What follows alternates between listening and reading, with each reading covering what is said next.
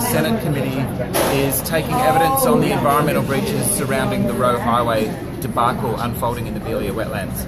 So effectively what's happened as a result of incredibly dedicated work by the wetlands watchers, by Save Beeliar Wetlands, by Rethink the Link, by volunteers, by residents, people from the surrounding areas, environmental scientists.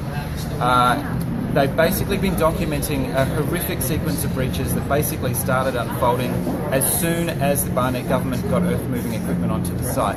And these folks have been there for weeks and weeks, day and night, observing up to 40 people at a time, observing the disastrous impacts.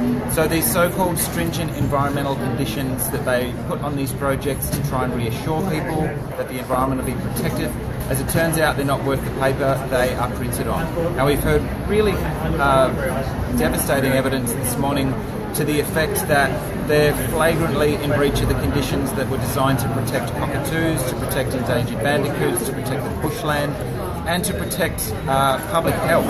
So there's been a lot of asbestos dumped in that bushland over the years, and that is now all being stirred up because the company's bringing earth-moving equipment into there.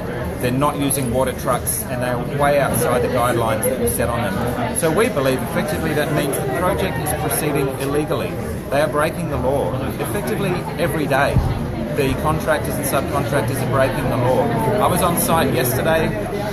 They had earth-moving equipment there, pushing this irreplaceable and precious Banksia woodland into piles so that it could be wood chipped later.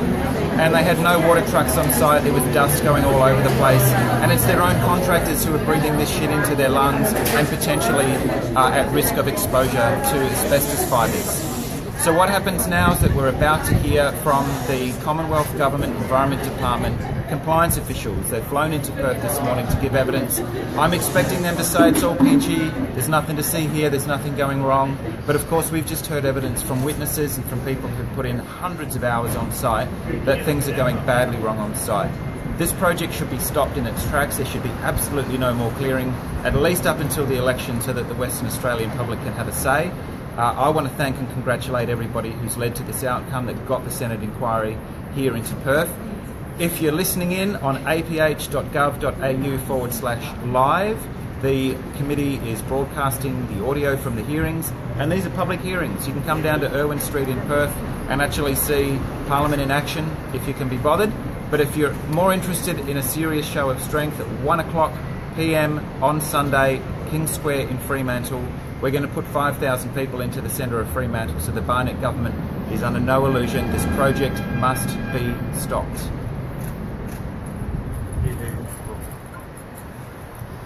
Woo!